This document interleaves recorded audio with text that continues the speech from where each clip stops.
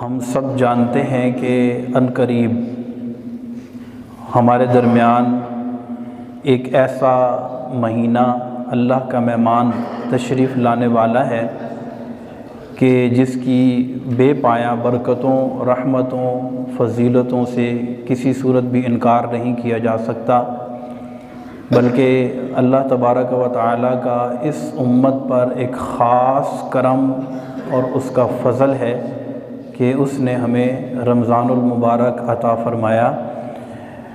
اللہ تبارک و تعالیٰ کی بارگاہ میں دعا ہے کہ خالق کائنات ہمیں صحت و عافیت کے ساتھ زندگی میں ایک مرتبہ پھر اس مبارک مہینے کی گھڑیاں نصیب فرمائے اور صحیح عبادات کرنے، روزے رکھنے، تراویح ادا کرنے کی توفیق عطا فرمائے۔ نبی پاک صلی اللہ علیہ وسلم شدت کے ساتھ اس مہینے کا انتظار فرمایا کرتے تھے، اور رجب کے مہینے میں ہی آپ یوں دعا کیا کرتے تھے، اللہم بارک لنا فی رجب و شعبان وبلغنا رمضان، اور رمضان سے پہلے شعبان کے مہینے میں یوں دعا کرتے تھے، اللہم بلغنا رمضان بصحت و عافیہ، یا اللہ ہمیں صحت و عافیت کے ساتھ رمضان نصیب فرما۔ تو ہم بھی اللہ کی بارگاہ میں دعا کرتے ہیں کہ اللہ تبارک و تعالی ہمیں صحت و عافیت کے ساتھ رمضان دیکھنا نصیب فرمائے۔ رمضان اللہ تبارک و تعالی کی طرف سے ایک خاص انعام ہے، اور یہ اس امت کے لیے ایک تحفہ ہے۔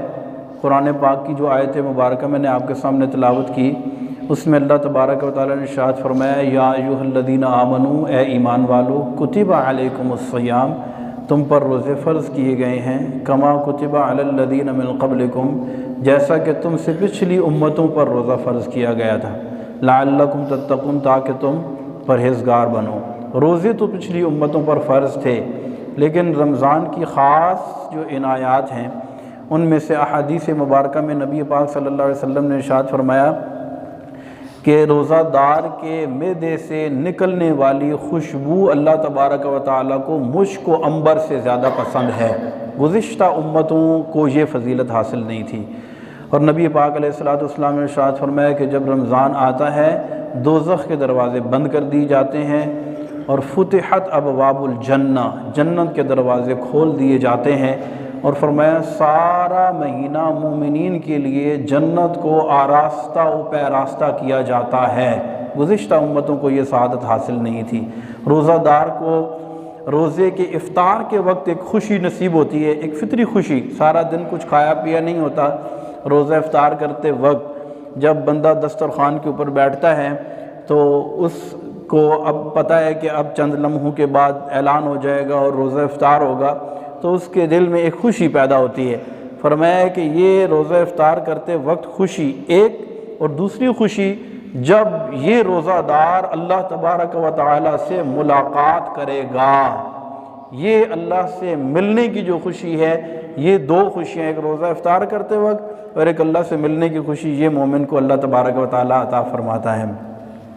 اور رمضان کے مہینے میں شیاطین زنجیروں میں جکڑ دیے جاتے ہیں۔ مشہور احادیث مبارکہ ہے یہ، بخاری مسلم کے اندر نبی پاک علیہ السلام نے ارشاد فرمایا، اچھا شیاطین جو ہے، آپ کو پتہ ہے کہ ہم بہت سارے جو گناہ کر بیٹھتے ہیں وہ اس کی بیسک وجہ یا تو شیطان ہوتا ہے یا ہمارا نفس امارہ ہوتا ہے۔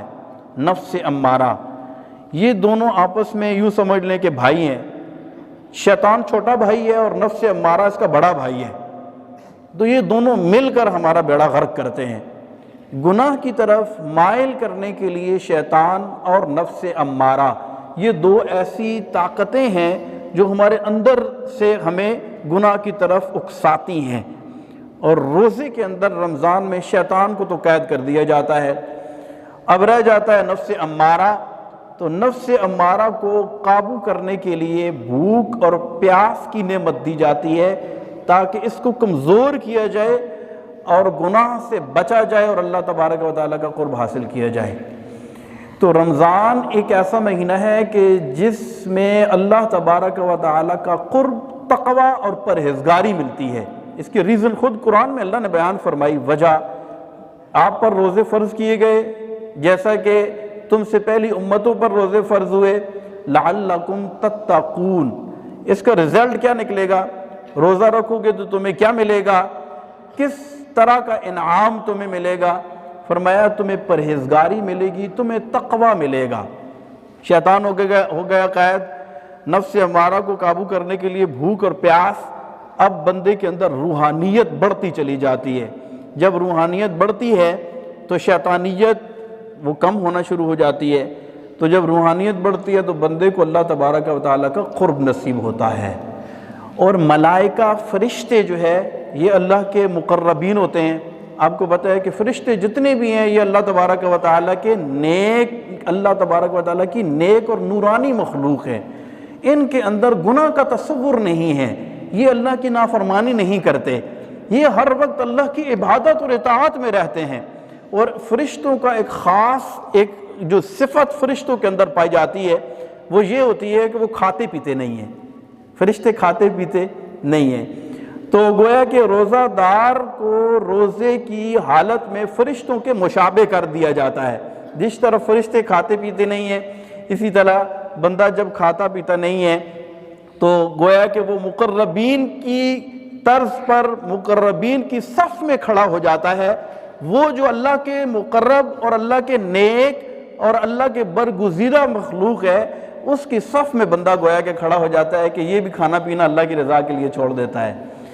رمضان المبارک کا مہینہ اتنا خوبصورت مہینہ ہے، اتنا خوبصورت مہینہ ہے، اور یہ اللہ تبارک و تعالیٰ کا مہمان ہے۔ فرمایا ایام معدودات، یہ گنے ہوئے دن ہیں۔ سارا سال تو رمضان نہیں رہے گا، یہ نہیں ہے کہ اب رمضان شروع ہوگا تو پھر ساری زندگی رمضان ہی رہے گا، ایسا تو نہیں ہوتا۔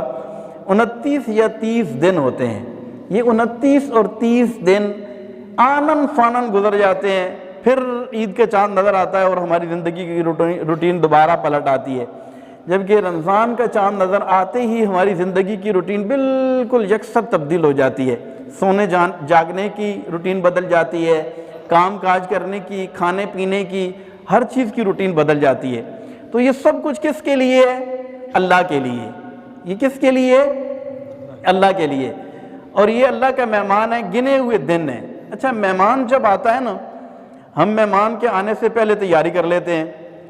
مثال کے طور پر کسی کا بیٹا گیا ہوا ہے باہر ملک، 2 سال کے بعد اب اس نے آنا ہے، ٹھیک ہے، اب پرسوں صبح 6 بجے اس کی فلائٹ ہے، اس نے آنا ہے، تو ہم کیا کرتے ہیں؟ ہم اس کی کوئی تیاری نہیں کرتے، بس سوئے رہتے ہیں اپنے کام کاج میں۔ ٹھیک ہے، جب آئے گا تو خود ہی وہاں ایئرپورٹ سے اترے گا، ٹیکسی پکڑے گا، گھر آ جائے گا۔ ایسا تو نہیں کرتے نا، بلکہ ہم کیا کرتے ہیں؟ اس کا اہتمام کرتے ہیں، اس کا ایک پروٹوکول ہوتا ہے، اس کا ایک استقبال ہوتا ہے۔ ہم نے ڈیوٹی پر جانا ہو تو ہم چھٹی کر لیتے ہیں، بھائی کیوں چھٹی کی ہے؟ میرا بیٹا آ رہا ہے۔ اچھا، اس کو لینے کے لیے ایئرپورٹ جائیں گے، بڑے چاؤ کے ساتھ اسے لیں گے، اسے گلے لگائیں گے، ملیں گے۔ 2 سال کی جدائی ہے نا، بیٹے کو مل کر بڑے پیار بڑے محبت کے ساتھ اسے گھر لے کے آئیں گے۔ اچھا، ماں اس کے لیے بڑے اچھے اچھے کھانے بنائے گی۔ اچھا، بہن بھی اس کے لیے گھر کی صفائی کر کے اسے تیار، کیوں؟ میرا بھائی آ رہا ہے۔ تو مہمان جب آتا ہے تو مہمان کے آنے سے پہلے تیاری کی جاتی ہے، اپنے گھر کو تیار کرتے ہیں، اپنے آپ کو، بچوں کو بھی اچھے کپڑے پہناتے ہیں۔ اچھا، کیا ہے جی، بچوں کے پاپا آ رہے ہیں، 2 سال کے بعد آ رہے ہیں، تو اب جو ہے نا وہ بچوں کو دیکھیں گے، خوش ہوں گے۔ حالانکہ واٹس ایپ کے ذریعے، اسکائپ کے ذریعے، ویڈیو کالز کے ذریعے کئی دفعہ دیکھا ہوتا ہے، لیکن وہ ملنے کی جو خوشی ہوتی ہے نا، وہ دیدنی ہوتی ہے۔ اس کے لیے اسپیشل تیاریاں کی جاتی ہیں کہ یار یہ اب گھر آ رہا ہے، بچوں کو اٹھائے گا، گلے لگائے گا، ہر طرف خوشبو ہوتی ہے، تیاریاں ہوتی ہیں۔ تو جو خاص مہمان آتا ہے، اس مہمان کے آنے سے پہلے بندہ ذہنی طور پر تیار ہو جاتا ہے کہ یار یہ مہمان آنے لگا ہے۔ اب یہ اللہ کا جو مہمان ہمارے درمیان تشریف لانے والا ہے، اس کا مقصد کیا ہے؟ یہ ہمیں اللہ سے ملائے گا۔ ہمیں کیا کرے گا؟ ہمیں اللہ کا قرب دلائے گا۔ دیکھیں، پچھلے سال ہم میں سے کتنے لوگ یہاں پر موجود ہوں گے، کتنے لوگ ہوں گے جنہوں نے روزے رکھے ہوں گے، جنہوں نے تراویح ادا کی ہوگی، جنہوں نے قرآن پاک پڑھا سنایا ہوگا، جنہوں نے عبادات کی ہوں گی، صدقہ و خیرات کیا ہوگا، لیکن آج وہ ہمارے درمیان میں موجود نہیں ہے، نظر نہیں آ رہے۔ وہ کہاں ہے؟ وہ منو مٹی کے نیچے پہنچ چکے ہیں۔ ہو سکتا ہے کہ اگلا رمضان آئے تو ہم میں سے کوئی ایسا ہو کہ جو دنیا سے رخصت ہو چکا ہو۔ تو یہ اللہ کا خاص کرم ہے کہ اللہ تبارک و تعالی ہمیں، اللہ کرے کہ اب جی چند دن رہ گئے ہیں تو اللہ تبارک و تعالی ہمیں زندگی میں دوبارہ رمضان دیکھنا نصیب فرمائے۔ یہ اللہ کا مہمان ہے، اس کا ایک پروٹوکول ہے، اس کی ایک تیاری ہے۔ اور خود نبی پاک صلی اللہ علیہ وسلم حضرت بی بی عائشہ صدیقہ طیبہ طاہرہ رضی اللہ تعالی عنہا زوجہ محترمہ ام المومنین ارشاد فرماتی ہیں کہ جب رمضان آتا تو رسول اللہ صلی اللہ علیہ وسلم عبادت پر کمر باندھ لیتے۔ اچھا، کمر باندھنا کا مطلب کیا ہے؟ یہ حدیث کے الفاظ باقاعدہ کمر باندھ لیتے۔ تو یہاں محدثین نے یہ بڑی پیاری بات ارشاد فرمائی کہ کمر باندھنے کا مطلب یہ ہے کہ جہاں عام دنوں کے اندر بھی، دیکھیے رسول اللہ صلی اللہ علیہ وسلم سے بڑھ کر کون عبادت کرتا ہوگا؟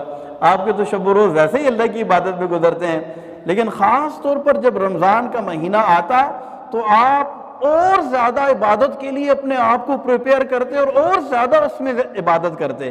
یعنی یہ الفاظ ہیں کہ رمضان آتا تو عبادت پر کمر باندھ لیتے، یعنی عبادت ہی عبادت ہے۔ اب اس میں رمضان کے اندر 24 گھنٹے کی عبادت ہے۔ آپ کہیں گے 24 گھنٹے کی کیسے عبادت ہے؟ دیکھیے بندہ سحری کرتا ہے، روزہ رکھ لیتا ہے۔ اب روزہ دار اگر روزہ رکھ کر سو بھی جائے تو بھی اس کا وقت جو ہے عبادت میں گزرتا ہے، فرشتے اس کی نیکیاں لکھتے رہتے ہیں۔ اچھا، سحری کرے گا، نماز فجر ادا کرے گا، اس کے بعد اگر کوئی درس و تدریس کا سلسلہ ہے وہ کرے گا، تلاوت قرآن پاک کرے گا، آ کے کچھ آرام کرے گا، اٹھ کے آفس جائے گا، کام کاج میں مشغول ہو جائے گا، پھر نماز کا ٹائم ہوگا، نماز ادا کرے گا، پھر اگلی نماز، پھر افطار کا ٹائم ہو جائے گا، افطار کرے گا، یہ ایک نیکی۔ سارا دن ویسے عبادت میں گزرا، افطار کے وقت پھر نیکی۔ اچھا، اس کے بعد تراویح کا انتظار کرے گا، یہ نیکی۔ تراویح کے بعد پھر تھوڑا آرام کرے گا، سحری کے انتظار میں، یہ عبادت۔ پھر اٹھے گا، سحری کھائے گا، کھا رہا ہے لیکن کیا ہے؟ عبادت کا ثواب مل رہا ہے۔ پھر اس کے بعد ساری اس کی روٹین۔ تو روزہ دار کے 24 گھنٹے اللہ کی عبادت میں ہی گزرتے ہیں۔ تو یہ اتنا خوبصورت اللہ کا مہمان، اتنا اچھا، اتنا رحمتوں والا، اتنا برکتوں والا، اتنا نوازنے والا آ رہا ہے کہ جس کا کوئی نعم البدل نہیں ہے۔ دیکھیے میں اور آپ حج یا عمرے کے لیے جاتے ہیں تو کعبے کے قریب جاتے ہیں، کعبے کا جا کر طواف کرتے ہیں نا، کعبے کا طواف کرتے ہیں۔ اچھا، ہمیں برکتیں ملتی ہیں، ہم کعبے کو دیکھتے ہیں، کعبے کو دیکھنا بھی عبادت ہے۔ تو کعبہ وہ ہے کہ جس کے پاس جا کر برکتیں حاصل کی جاتی ہیں، اور رمضان وہ ہے جو گھر آ کر برکتیں دیتا ہے۔ رمضان آ کر برکتیں دیتا ہے اور کعبے کے پاس جا کر برکتیں حاصل کی جاتی ہیں۔ تو ان معنوں میں دیکھا جائے تو رمضان کتنی بڑی اللہ کی نعمت ہے، اور یہ ہمارے درمیان ابھی آنے والا ہے۔ اس سے پہلے ذہنی طور پر ہم نے تیار ہونا ہے۔ کیا کرنا ہے؟ انشاءاللہ رمضان کے اندر وہ روزے جو ہم پر فرض کیے گئے، اور سراسر یہ ایک میڈیکل پوائنٹ آف ویو سے بھی اور روحانی اعتبار سے بھی، عبادت کے اعتبار سے بھی اس کے اندر برکت ہی برکت ہے۔ تو انشاءاللہ ابھی ہم ذہنی طور پر تیار ہو جاتے ہیں کہ انشاءاللہ رمضان کے سارے روزے انشاءاللہ ہم رکھیں گے۔ بعض اوقات اس طرح ہوتا ہے کہ 1-2 روزے رکھنے کے بعد ہم کہتے ہیں کہ میں بیمار ہو جاتا ہوں، یا بعض نوجوان ایسے ہوتے ہیں کہ مختلف صحبتوں میں پڑھ کر اور پھر روزہ چھوڑ دیتے ہیں۔ تو یاد رکھیں کہ اس مہینے کے اندر روزہ چھوڑنا یہ پرلے درجے کی محرومی ہے، پرلے درجے کی محرومی ہے۔ تو بس اپنے آپ کو تیار کریں کہ مولا تو نے مجھ پر اتنا کرم کیا، تو نے مجھ پر اتنا احسان کیا، تو نے اتنا خوبصورت مہینہ مجھے زندگی میں ایک مرتبہ پھر عطا کیا، میں اس کی صحیح معنوں میں قدر کروں گا اور اس کے شب و روز عبادت میں گزاروں گا۔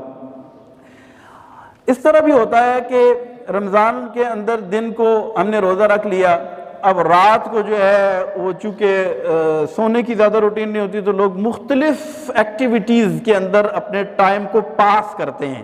یعنی یہ لفظ استعمال ہوتا ہے ٹائم پاس کرنا، یا روزے کی حالت میں بھی ہم ٹائم پاس کرتے ہیں۔ تو وہ کیا کرتے ہیں؟ اس وقت خطرناک ترین جو چیز ہمارے پاس ہمارے جیب میں موجود ہے ٹائم پاس کرنے کے لیے، سوشل میڈیا، موبائل نکال لیں گے۔ اچھا اس پہ پہلے شروع میں ہمیں، کیونکہ نفس امارہ، اس پر انشاءاللہ ہم مفصل کبھی گفتگو کریں گے کہ نفس امارہ کیا چیز ہے اور یہ کس انداز سے ہمیں دھوکے کے اندر مبتلا کرتا ہے۔ اس کی بہت ساری چیزیں ایسی ہیں کہ جو شروع میں ہمیں عبادت کی طرف لاتا ہے، پھر آہستہ آہستہ کسی مستحب کام، پھر آہستہ آہستہ کسی مباح کام کی طرف لاتا ہے، اور پھر کرتے کرتے ہمیں حرام کے اندر گرفتار کر دیتا ہے۔ یہ اس کی بڑی خطرناک ترین چالیں ہیں نفس امارہ کی، جس کے بارے میں فرمایا کہ ان النفس لامارۃ بالسوء، کہ نفس امارہ بہت بڑا برائی کا حکم دینے والا ہے۔ تو یہ سب سے پہلے ہمیں کہے گا موبائل نکالو، تھوڑا سا اچھی کوئی چیز دیکھ لو۔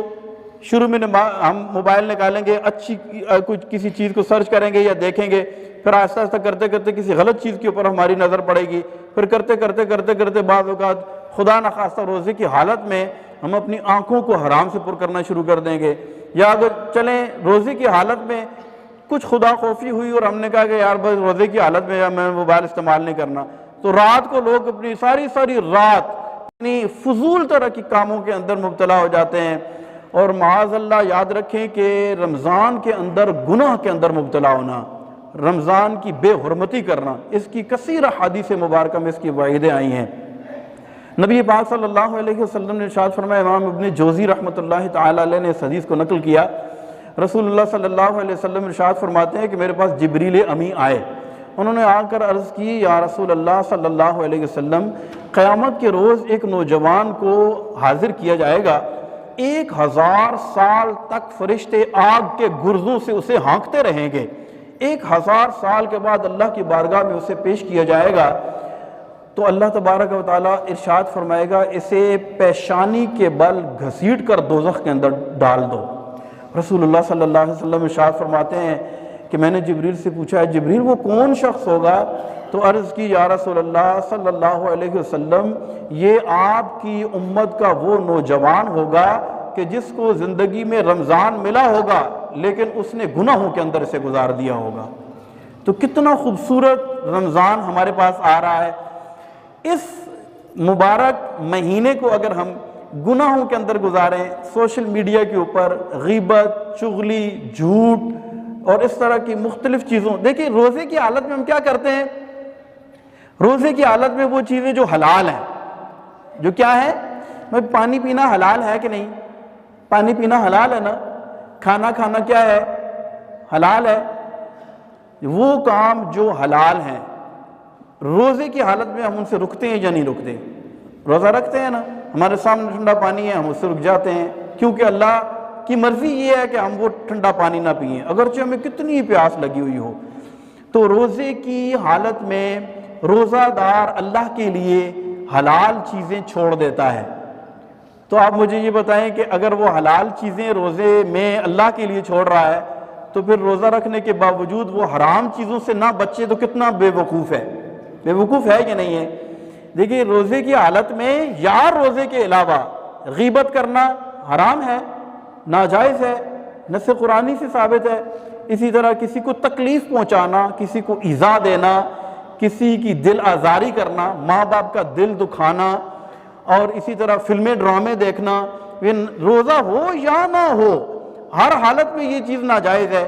تو جب روزے کی حالت میں ہم حلال چیزیں اللہ کے لیے چھوڑ رہے ہیں، حلال چیزیں اللہ کے لیے چھوڑ رہے ہیں، تو حرام چیزیں تو بطریق اولا ہمیں چھوڑنی، بدرجہ اولا ہمیں چھوڑنی چاہیے کہ حلال بھی اللہ کے لیے، ہم اللہ کے حکم سے حلال چیزیں چھوڑ رہے ہیں تو حرام چیزیں تو چھوڑنی ہی چھوڑنی ہے۔